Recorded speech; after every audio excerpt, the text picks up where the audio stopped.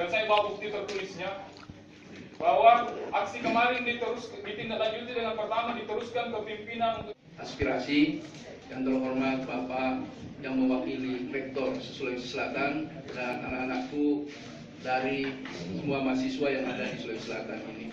Saya kira inilah tempatnya, ada aturannya, ada yang bertanggung jawab. Kalau pendidikan mahasiswa Sulawesi Selatan seperti apa terhadap pendidikan itu dengan baik.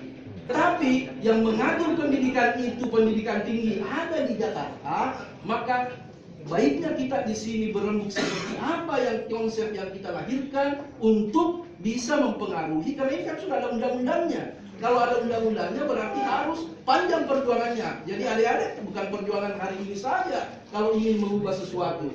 Nah, saya kira seperti itu anak-anakku sekalian, bahwa mari kita semuanya berbicara dengan baik dan menyusun konsepnya seperti apa yang akan kita ajukan. Saya kira seperti itu Pak Ketua.